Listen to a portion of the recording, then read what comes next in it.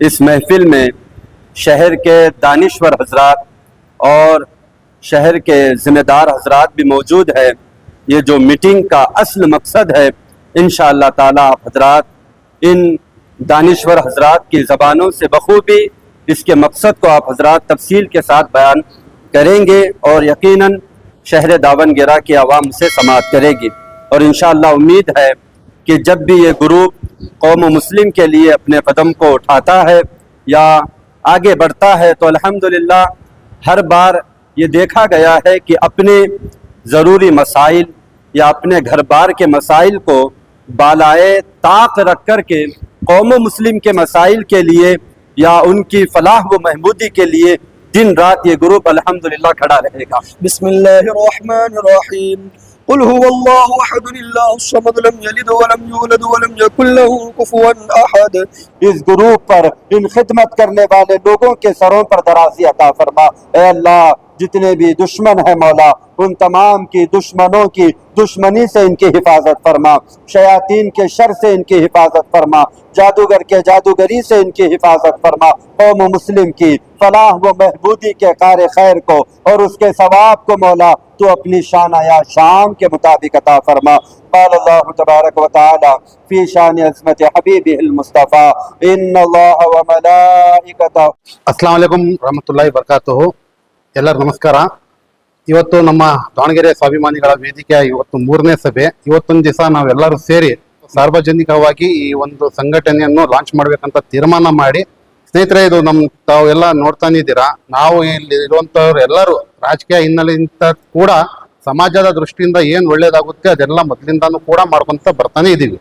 ಹಾಗಾಗಿ ನಾವೆಲ್ಲರೂ ಸೇರಿ ಒಮ್ಮತದಿಂದ ಒಂದು ಸಂಘಟನೆ ಸ್ಥಾಪಿಸಬೇಕು। ಮುಂದಿನ ದಿನಗಳಲ್ಲಿ ರಾಜಕೀಯವಾಗಿ ಆಗಲಿ, ಆರ್ಥಿಕವಾಗಿ ಮತ್ತೆ ಶೈಕ್ಷಣಿಕ ಎಲ್ಲಕ್ಕೂ ನಮ್ಮ ಸಮುದಾಯಕ್ಕೆ ಒಂದು ಒಳ್ಳೇದಾಗ್ಬೇಕಂತ ಹೇಳಿದ್ರೆ ಒಂದು ಸಂಘಟನೆ ಸ್ಥಾಪನೆ ಮಾಡೋಣ ಅಂತ ಹೇಳಿ ಒಂದು 3ನೇ ಇದು ಸಭೆ ನಮ್ದು। ಈ ಸಭೆಯಲ್ಲಿ ಅಧ್ಯಕ್ಷರನ್ನಾಗಿ ನಮ್ಮ ಸೈಯದ್ ರಿಯಾಜ್ ಅಹಮದ್ ರವರಿಗೆ ಹಾಗೂ ಮಹಾಪ್ರಧಾನ ಕಾರ್ಯದರ್ಶಿಯಾಗಿ ನನಗೆ UA ಮನ್ಸೂರ್ ಅಲಿ ಹಾಗೂ ಖಜಾಂಚಿಯಾಗಿ ನೂರ್ ಅಹಮದ್ ಸಾಹೇಬರಿಗೆ ಆಯ್ಕೆ ಮಾಡಿದ್ದಾರೆ ಎಲ್ಲ ಸರ್ವ ಒಮ್ಮತದಿಂದ। ಅದೇ ರೀತಿ ಈ ಬೋರ್ಡ್ ಆಫ್ ಡೈರೆಕ್ಟರ್ನಲ್ಲಿ ನಮ್ಮ ದಾವಣಗೆರೆ ಸ್ವಾಭಿಮಾನ ವೇದಿಕೆಯ ಉಪಾಧ್ಯಕ್ಷರನ್ನಾಗಿ ನಮ್ಮ ಟಿ ಅಸ್ಗರ್ ಸಾಬ್, ಸಾಜಿದ್ ಅಹಮದ್, ಸಮೀರ್ ಅಹಮದ್ ಇವರಿಗೆ ಉಪಾಧ್ಯಕ್ಷರನ್ನಾಗಿ ನೇಮಕ ಮಾಡಿದ್ದೀವಿ। ಅದೇ ರೀತಿ ಕಾರ್ಯದರ್ಶಿಗಳಾಗಿ ಇನಾಯತ್ ಅಲಿ ಖಾನ್ ಮತ್ತು ಸುಬಾನ್ ಖಾನ್ ಹಾಗೂ ಹಾಕಿ ಸೈಯದ್ ಆರಿಫ್ ರವರಿಗೆ ನೇಮಕ ಮಾಡಿದ್ದೀವಿ। ಸಂಘಟನಾ ಕಾರ್ಯದರ್ಶಿಗಳಾಗಿ ಅರಬ್ ಖಾನ್, ರಾಮತುಲ್ಲಾ, ಜಬೀವುಲ್ಲಾ, ಸೈಯದ್ ವಾಜಿದ್, ವಾಸಿಂ ಖಾನ್ ಮತ್ತು ಕಾನೂನು ಸಲಹೆಗಾರರಾಗಿ ವಕೀಲರಾದ ಖಲೀಲ್ ಅಹಮದ್ ರವರನ್ನು ಹಾಗೂ ಅದೇ ರೀತಿ ಈ ಒಂದು ಸಂಘಟನೆಯಲ್ಲಿ ಬೋರ್ಡ್ ಆಫ್ ಡೈರೆಕ್ಟರ್ಗಳಾಗಿ ಮೊಹಮ್ಮದ್ ಹಯಾತ್, ಸೈಯದ್ ಹನೀಫ್ ಖಾಜಿ, ಸೈಯದ್ ಇಮ್ತಿಯಾಜ್, GH ಮಸೂದ್ ಅಹಮದ್ ಸಾಬ್, ತಮನ್ನಾ ರಫೀಕ್, ಇಮ್ರಾನ್ ಅಲಿ, ಸಾದಿಕ್, ಫೈರೋಜ್, ಅಜೀಜ್, ಇಕ್ಬಾಲ್, ವಾಸಿಂ, ಮುಬಾರಕ್, ವಾಸಿಂ ಜಾಲಿ ಇದೇ ರೀತಿ ನೇಮಕ ಮಾಡಿದ್ದೀವಿ। ಇದು ಇಲ್ಲಿಗೆ ನಿಲ್ಲಲ್ಲ, ಮುಂದಿನ ದಿನಗಳಲ್ಲಿ ನಾವು ನಮ್ಮ ಸಮುದಾಯದ ಎಲ್ಲ ನಮ್ಮ ಹಿರಿಯರಿಗೆ, ಎಲ್ಲ ರಾಜಕೀಯ ಏನು ಇದ್ರಾಗಿ ಇದ್ದಾರೆ ಮತ್ತೆ ಎಲ್ಲ ಬಿಸ್ನೆಸ್ ಮೆನ್ ಯಾರ್ಯಾರು ನಮ್ಮ ಸಮಾಜಕ್ಕೆ ಮುಂದಿನ ದಿನಗಳಲ್ಲಿ ಒಳ್ಳೆ ಎಲ್ಲ ಸೇರಿ ಸಲಹಾ ಸಮಿತಿ ಕೂಡ ಮಾಡ್ತೀವಿ ಅವ್ರಿಗೆಲ್ಲ ಇಟ್ಕೊಂಡು। ಅದೇ ರೀತಿ ಯುವಕರ ಸಮಿತಿಯನ್ನು ಕೂಡ ಮಾಡ್ತೀವಿ। ಅದೇ ರೀತಿ ಪ್ರತಿ ವಾರ್ಡ್ಗಳಲ್ಲೂ ಕೂಡ ದಾವಣಗೆರೆ ಮುಸ್ಲಿಂ ಸ್ವಾಭಿಮಾನಿಗಳ ವೇದಿಕೆ ಅಂತ ಕೂಡ ಪ್ರತಿ ವಾರ್ಡ್ಗಳಲ್ಲೂ ಕೂಡ ನಾವು ನೇಮಕ ಮಾಡ್ತೀವಿ। ಇದು ಶುರುವಾತ್ ಇನ್ನು ಚಾಲನೆ ಕೊಟ್ಟಿರೋದು। ಮುಂದಿನ ದಿನಗಳಲ್ಲಿ ಈ ಸಂಘಟನೆ ದಾವಣಗೆರೆಯಲ್ಲಿ ಒಂದು ಇತಿಹಾಸ ಬರೆಯೋದಂತೂ ಸತ್ಯ। ನಮ್ಮ ಸಮಾಜಕ್ಕೋಸ್ಕರ 24x7 ಈ ಸಂಘಟನೆ ಮುಂದಿನ ದಿನಗಳಲ್ಲಿ ಶ್ರಮಿಸಿ ದುಡಿಯೋದ್ ಕೆಲಸ ಅಂತೂ ನಾವೆಲ್ಲರೂ ಸೇರಿ ಮಾಡ್ತೀವಿ ಸರ್।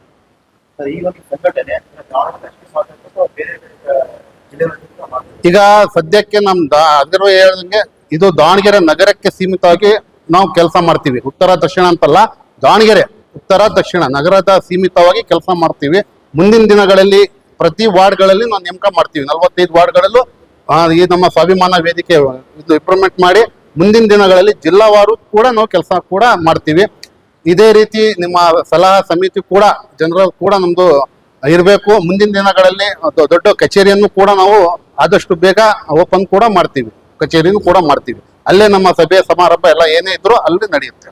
ನೀವು ವೇದಿಕೆ ಏನು ಇವತ್ತು ಪ್ರೆಸ್ ಮೀಟ್ ಮಾಡಿ ನಾವು ಉದ್ಘಾಟನೆಗೆ ಚಾಲೆಂಜ್ ನೀಡಿದ್ದೀವಿ, ಮಾತಾಕಾರಿ ಮಾಡಿ ಈಗ ಮುಂದಿನ ದಿನಗಳಲ್ಲಿ ಒಂದು ದೊಡ್ಡ ಕಾರ್ಯಕ್ರಮ ಏನಾದ್ರು ಮಾಡಿ ಜನಗಳಿಗೆ ಸೇರಿಸಿ ಆ ತರ ಮಾಡುವಂತ ಏನಾದ್ರು ನಿಮ್ಮ ಹತ್ರ ಪ್ಲಾನ್ ಇದೆ? 100ಕ್ಕೆ 100 ಇದೆ. ಯಾಕಂದ್ರೆ ಇಲ್ಲಿ ನಾವು ಸೇರಿದಂತವ್ರು 30 ಜನ ಡೈರೆಕ್ಟರ್ ಏನಿದೀವಿ, ಮುಂದಿನ ದಿನಗಳಲ್ಲಿ ಎಲ್ಲ ಯಾರು ಬಂದ್ರು ಕೂಡ ಅವರಿಗೆ ಸ್ವಾಗತ. ಈ ನಮ್ಮ ಸಂಘಟನೆ ಸಭೆ ಕೇವಲ ಇವರೇ ಇಷ್ಟೇ ಜನ ಇರೋದು, ಬೇರೆ ಯಾರು ಇಲ್ಲ ಅಂತಲ್ಲ. ಸುಮಾರು 5,000 ಜನ ನಾವು ಸಂಘಟನಾ ಸಭೆಯಲ್ಲಿ ನೇಮಕ ಮಾಡ್ಬೇಕಂತ ಉದ್ದೇಶ ನಾವು ಇಟ್ಕೊಂಡಿದ್ದೀವಿ. ಬಹಳಷ್ಟು ಜನ ನಮ್ಗೆಲ್ಲ ನೇಮಕ ಆದ್ಮೇಲೆ ದೊಡ್ಡ ಮಟ್ಟದಲ್ಲಿ ಒಂದು ಇದನ್ನು ಕೂಡ ನಾವು ಕೆಲಸ ಕೂಡ ಮಾಡ್ತಾ ಮುಂದಿನ ದಿನಗಳ ಜನರಿಗೆ ಒಳ್ಳೆ ಕೆಲಸ ಆಗುವಂತ ನಾವು ಪ್ರಯತ್ನ ಕೂಡ ನಾವು ಮಾಡ್ತೀವಿ. ಒಂದ್ ದೊಡ್ಡ ಸಭೆ ಕೂಡ ನಾವು ಮಾಡೋದ್ ಪ್ರಯತ್ನ ಮಾಡ್ತೀವಿ ಮುಂದಿನ ದಿನಗಳಲ್ಲಿ. ದಾವಣಗೆರೆಯಲ್ಲಿ ಅಂದ್ರೆ ಈ ರಾಜಕಾರಣಿಗಳು, ವ್ಯವಹಾರಸ್ಥರು, ಹಾಲಿನಗಳು, ನೀವು ನಿಮ್ಮ ಜೊತೆ ಯಾರ್ಯಾರು ಸಂಪರ್ಕದಲ್ಲಿ ಇದ್ದೀವಿ, ನಾವು ಕೈ ಜೋಡಿಸ್ತೀವಿ ಅಂತ ಯಾರಾದ್ರೂ ಮಾತಾಡ್ತಿದ್ದಾರೆ? ಸರ್, ಇದು ನಾವು ಯಾವುದೇ ರಾಜಕೀಯ ಕೆಲಸನೂ ಮಾಡ್ತಾ ಇಲ್ಲ. ಸಮಾಜದ ಒಳ್ಳೆ ದೃಷ್ಟಿಯಿಂದ ನಾವು ಮಾಡ್ತಾ ಇದ್ದೀವಿ. ಮುಂದಿನ ದಿನಗಳಲ್ಲಿ ನೀವು ಹೇಳ್ದಂಗೆ ಇಲ್ಲಿ ಒಗ್ಗಟ್ಟಿಲ್ಲ. ಮುಂದಿನ ದಿನಗಳಲ್ಲಿ ಈ ನಮ್ಮ ವೇದಿಕೆ ಎಲ್ಲರಿಗೂ ಸೇರಿ ಒಂದು ಒಳ್ಳೆ ಕೆಲಸ ಮಾಡೋಂಥ ಕೆಲಸ ಅಂತೂ ಮಾಡ್ತತಿ. ಅಂದ್ರೆ ನಮ್ಮ ಉಲ್ಮಾಗಳಾಗ್ಲಿ, ರಾಜಕೀಯ ವ್ಯಕ್ತಿಗಳಾಗ್ಲಿ, ಬೇರೆ ಎಲ್ಲ ಸಂಘ ಸಂಸ್ಥೆಗಳನ್ನು ಒಗ್ಗೂಡಿಸಿ ಒಂದು ವೇದಿಕೆಯಲ್ಲಿ ಒಂದು ಎಲ್ಲರೂ ಸೇರಿಸಂತ ಕೆಲಸ ಅಂತೂ ನಾವು ಕೆಲಸ ಮುಂದಿನ ದಿನಗಳಲ್ಲಿ ಮಾಡೇ ಮಾಡ್ತೀವಿ. ನಮ್ಮ ಸಮಾಜಕ್ಕೆ ಒಳ್ಳೇದಾಗುತ್ತೆ. ಕೊನೆ ಪ್ರಶ್ನೆ, ತಾವು ಎಲ್ಲರೂ ಹಲವಾರು ರಾಜಕೀಯ ಪಕ್ಷಗಳಿದ್ದೀರಿ. ಅವ್ರೇನಾದ್ರೂ ನಮ್ಮ ಪಕ್ಷದ ವಿರುದ್ಧವಾಗಿ ಇವ್ರೇನಾದ್ರೂ ನಮ್ಮ ವೇದಿಕೆ ಅಧ್ಯಕ್ಷರು, ಉಪಾಧ್ಯಕ್ಷರು, ಪ್ರಧಾನ ಕಾರ್ಯದರ್ಶಿಗಳು ಏನಾದ್ರೂ ಅವರು ಸಿಟ್ಟಾಗಿ ನಿಮ್ಮ ವಿರುದ್ಧವಾಗಿ ಏನಾದ್ರೂ ಮಾಡಿದ್ರೆ ನಿಮಗೆ ಅವ್ರು ಈ ವೇದಿಕೆಯಿಂದ ತೆಗಿಯೋ ಹಕ್ಕು ಏನಾದ್ರು ಇದೆಯೋ? ಏನು ಅವರು ಅವರಿಗೆ ಸಲಹೆ ಸೂಚನೆ? ಬೈಲ ನಾವು ರೆಡಿ ಮಾಡಿದ್ದೀವಿ. 11-17 ಜನ ನಮ್ಮ ಕೋರ್ ಕಮಿಟಿ ಇರುತ್ತೆ. ಎಲ್ಲರ ಸಹ ಈಗ ಅಧ್ಯಕ್ಷರು, ನನ್ನ ಪ್ರಧಾನ ಕಾರ್ಯದರ್ಶಿ ನಂದೇ ನಡೆಯೋದೇನಿಲ್ಲ. ಎಲ್ಲ ನಮ್ಮ ನಿರ್ದೇಶಕರು ಏನ್ ತೀರ್ಮಾನ ತಗೊಂತಾರೆ ಅದೇ ತೀರ್ಮಾನ ಅಂತಿಮ ತೀರ್ಮಾನ. ನಾನು ನಿಮ್ಮ ಮುಖಾಂತರ ದಾವಣಗೆರೆ ಜಿಲ್ಲೆಯ ಎಲ್ಲ ನಮ್ಮ ಸಮಾಜದ ಮುಖಂಡರಿಗೆ ಹಾಗೂ ಉಲ್ಮಾಗಳಿಗೆ ಹಾಗೂ ಯುವಕರಲ್ಲಿ ವಿನಂತಿ ಮಾಡ್ತೀವಿ. ಈ ನಮ್ಮ ಸಂಘಟನೆ ನಮ್ದಲ್ಲ, ನಿಮ್ದು ಕೂಡ. ಎಲ್ಲರೂ ಸೇರಿ ಈ ಸಂಘಟನೆಯಿಂದ ನಮ್ಮ ಸಮಾಜಕ್ಕೆ ಒಳ್ಳೆ ಕೆಲಸ ಆಗಂತ ಕೆಲಸ ನಾವೆಲ್ಲ ಮಾಡೋಣ. ರಾಜಕೀಯ ಬೇರೆ, ಸಮಾಜದ ಒಳ್ಳೆ ಕೆಲಸ ಮಾಡೋದು ಉದ್ದೇಶದಿಂದ ನಾವೆಲ್ಲ ಸೇರಿ ಕೆಲಸ ಮಾಡೋಣ. ಅಸ್ಸಲಾಂ ವಲೈಕುಂ. ಅಸ್ಸಲಾಂ ಅಲೈಕುಂ, ನಮಸ್ಕಾರ. ನನ್ನ ಹೆಸರು ಟಿ ಅಸ್ಗರ್ ಅಂತ ಹೇಳಿ, ದಾವಣಗೆರೆ ಮುಸ್ಲಿಂ ಸ್ವಾಭಿಮಾನಿಗಳ ವೇದಿಕೆ ಉಪಾಧ್ಯಕ್ಷನಾಗಿದ್ದೇನೆ. ಇವತ್ತು ನಾವು 3ನೇ ಸಭೆಯನ್ನ ಮಾಡಿದ್ದೇವೆ. ದಾವಣಗೆರೆ ಮುಸ್ಲಿಂ ಸ್ವಾಭಿಮಾನಿಗಳ ವೇದಿಕೆಯ 3ನೇ ಸಭೆ ಮಾಡಿದ್ದೇವೆ. ಈ ಒಂದು ವೇದಿಕೆ ಸ್ಥಾಪಿಸಲು ಕಾರಣ ಏನಂತ ಹೇಳಿದ್ರೆ, ಭಾರತ ದೇಶದಲ್ಲಿ ಸ್ವಾತಂತ್ರ್ಯ ನಂತರ ಏನು ಈ ಒಂದು ಮುಸ್ಲಿಂ ಸಮುದಾಯ ತುಳಿತಗೊಳಪಟ್ಟಿದೆ, ರಾಜಕೀಯವಾಗಿ, ಶೈಕ್ಷಣಿಕವಾಗಿ, ಆರ್ಥಿಕವಾಗಿ ಎಲ್ಲ ಸಮಸ್ಯೆಗಳನ್ನ ನಾವು ಇವತ್ತು ಆ ಸಮಸ್ಯೆಗಳ ಒಂದು ಬಗ್ಗೆ ಅನೇಕ ರೀತಿಯ ವಿವಿಧ ರೀತಿಯ ಹೋರಾಟಗಳನ್ನ ಮಾಡಬೇಕಾಗಿದೆ.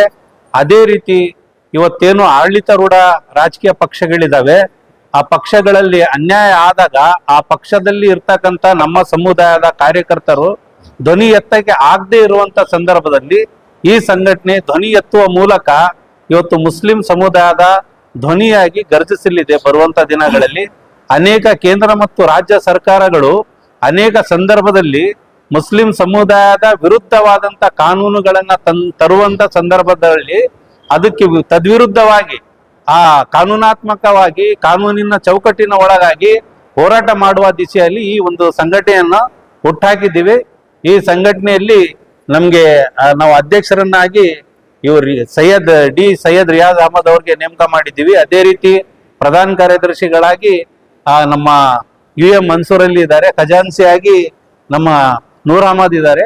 ಕುಂತಿರ್ತಕ್ಕಂಥ ಅನೇಕ ಜನರನ್ನ ನಾವು ಈ ಸಂಘಟನೆಯಲ್ಲಿ ನೇಮಕ ಮಾಡ್ಕೊಂಡು ವಿವಿಧ ಹುದ್ದೆಗಳನ್ನ ಕೊಟ್ಟಿದ್ದೀವಿ. ಅದರ ಪಟ್ಟಿಯನ್ನ ಕೂಡ ನಮ್ಮ ಅಧ್ಯಕ್ಷರು ಬಿಡುಗಡೆ ಮಾಡ್ತಾರೆ. ನನ್ನ ಕಡೆಯಿಂದ ಹೇಳಿದ್ದೀನಿ, ನಿಮ್ ಕಡೆಯಿಂದ ಏನಾದ್ರು ಪ್ರಶ್ನೆ ಕೇಳಿದ್ರೆ ಕೇಳಬಹುದು. ದಾವಣಗೆರೆ ಮುಸ್ಲಿಂ ಸ್ವಾಭಿಮಾನಿ ವೇದಿಕೆ ಒಂದು ಸಂಘಟನೆ ಅಂತ ಇವತ್ತು ತಾವು ಉದ್ಘಾಟನೆ ಮಾಡ್ತಾ ಇದ್ದೀವಿ. ಇದು ಬರೇ ದಾವಣಗೆರೆ ದಕ್ಷಿಣಕ್ಕೆ ಅಷ್ಟೇ ಸೀಮಿತನೋ, ಉತ್ತರ ಜಿಲ್ಲೆಯಾದಂತ ಯಾವ ತರ ಇದು ನಾವು ಪ್ರಥಮವಾಗಿ ದಾವಣಗೆರೆ ನಗರಕ್ಕೆ ಫೋಕಸ್ ಮಾಡ್ತೀವಿ. ಈ ಒಂದು ಸಂಘಟನೆ ಜಿಲ್ಲೆಯಾದ್ಯಂತ ಹರಡಿಸ್ಬೇಕು ಅಂತಕ್ಕಂಥದ್ದನ್ನ ಆಲೋಚನೆ ಇದೆ ನಮಗೆ. ಜಿಲ್ಲೆವಾರು ಜಿಲ್ಲೆಯಲ್ಲಿ ಎಲ್ಲಾದ್ರೂ ಸಮಸ್ಯೆ ಬಂದ್ರು ಕೂಡ ನಾವು ಹೋಗಿ ಮಾತಾಡ್ತೀವಿ.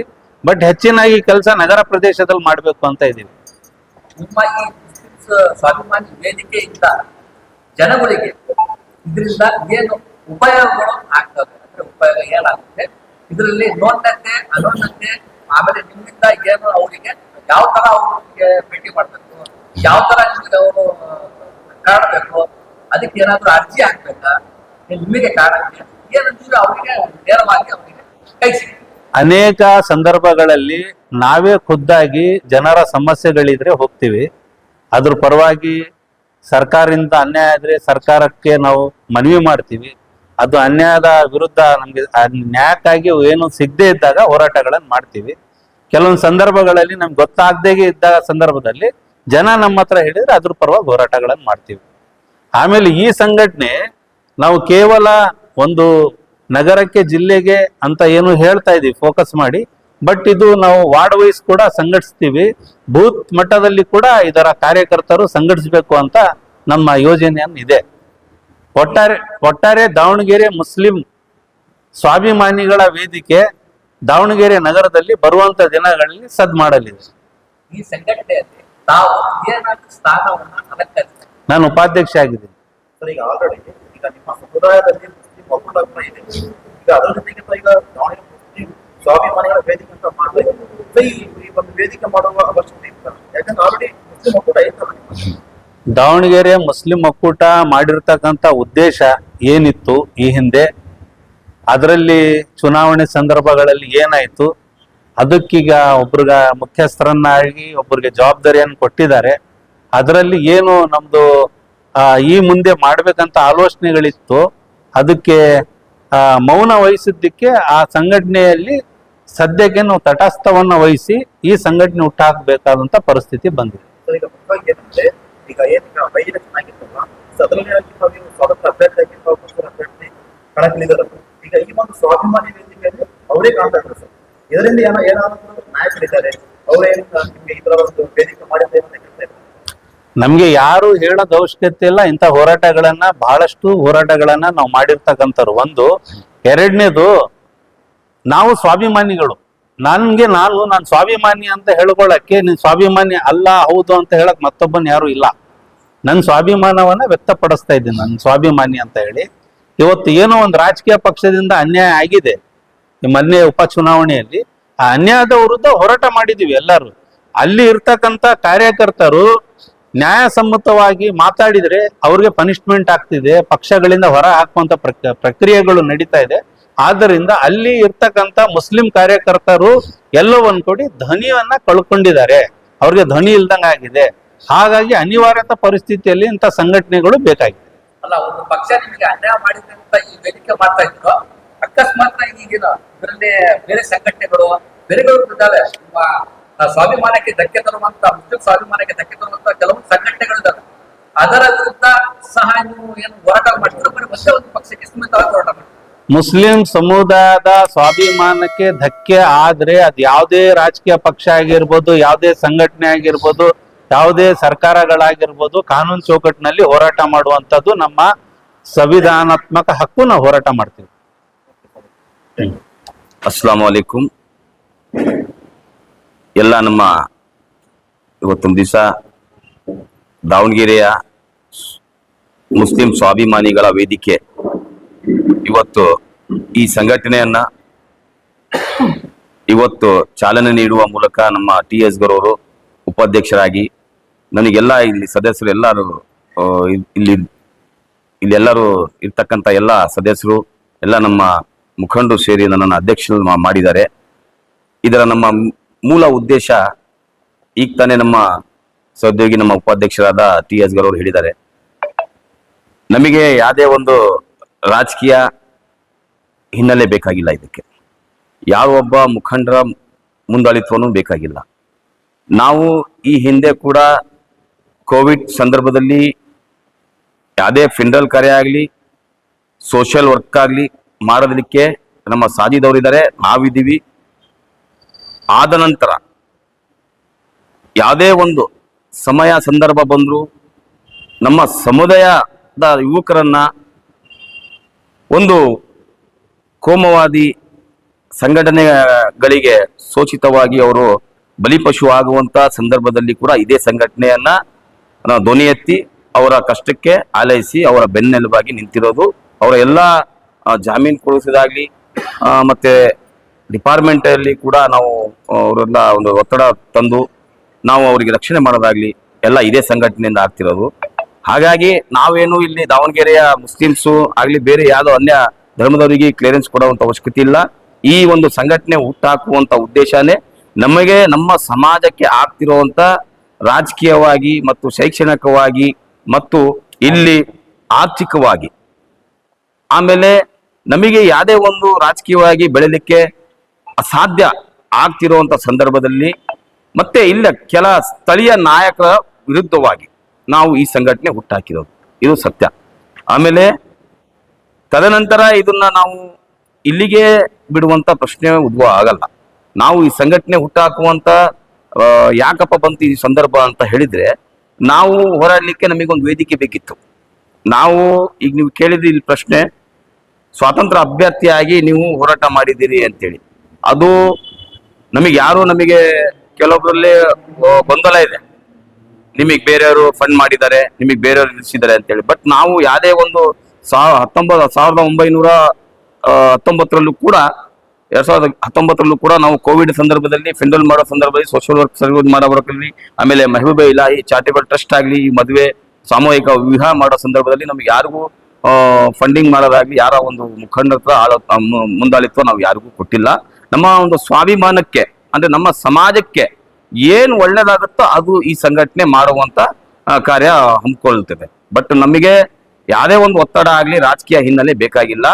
ಈಗ ಇರುವಂತ ಮುಖಂಡರಿಗೆ ಏನಾಗಿದೆ ಅಂದ್ರೆ, ಅವ್ರದೇ ಆದಂತ ಮುಖಂಡರಿಗೆ ಏನಪ್ಪಾ ಅಂದ್ರೆ ಅವ್ರ ರಾಜಕೀಯ ಹಿನ್ನೆಲೆ ಬೇಕು, ಅವ್ರಿಗೆ ರಾಜಕೀಯನೇ ಮುಖ್ಯ. ದಾವಣಗೆರೆಯಲ್ಲಿ ಮುಸ್ಲಿಮ್ಸ್ ಸಮುದಾಯದಲ್ಲಿ ಒಗ್ಗಟ್ಟಿನ ಕೊರತೆ ಇದೆ. ಇಂಥ ಸಂದರ್ಭದಲ್ಲಿ ತಮ್ಮ ವೇದಿಕೆ ಅವರಿಗೆ ಯಾವ ತರ ಜೊತೆಯಲ್ಲಿ ತಗೊಂಡೋಗಿ ಕೆಲಸ ಮಾಡ್ಬೇಕಂತ ತಮ್ಮ ಆಲೋಚನೆ ಇದೆ.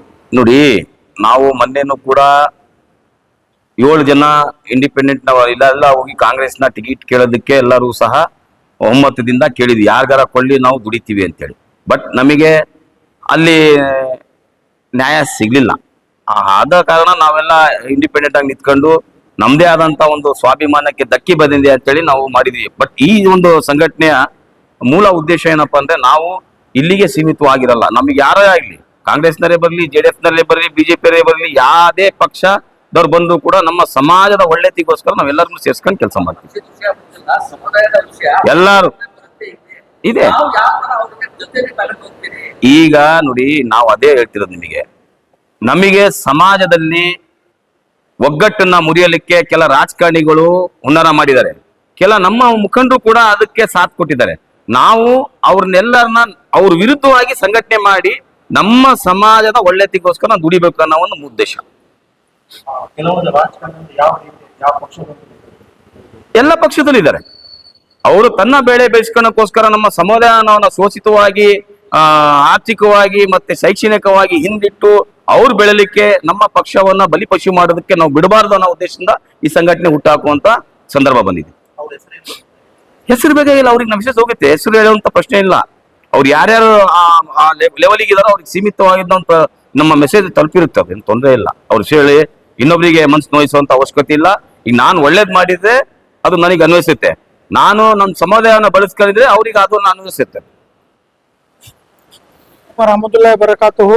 ನಮಸ್ತೆ, ಗುಡ್ ಈವ್ನಿಂಗ್ ಫಾರ್ ಆಲ್. ಈ ದಿನ ದಾವಣಗೆರೆ ಮುಸ್ಲಿಂ ಸ್ವಾಭಿಮಾನಿಗಳ ವೇದಿಕೆ ಎಂದು ನಾವು ಒಂದು ವೇದಿಕೆಯನ್ನು ಕಟ್ಟಿರ್ತೇವೆ. ಇದರ ಉದ್ದೇಶ ಏನಿದೆ ಅಂದರೆ ಸಮಾಜ ಸೇವೆ ಪ್ಲಸ್ ಪೊಲಿಟಿಕಲಿ ನಮಗೇನು ಫೀಡ್ಬ್ಯಾಕ್ ಹಿಂದ್ಗಡೆ ಬಂದಿದೆವೋ ಅದರಲ್ಲಿ ಫ್ರಂಟ್ ಲೈನ್ ಬರೋದಕ್ಕೆ ಪ್ರಯತ್ನ. ಅದಾದ ಜೊತೆಗೆ ನಾವು ಇಲ್ಲಿ ಸಮಾಜ ಸೇವೆ ಅಂದರೆ ಇಲ್ಲಿ ಯಾರು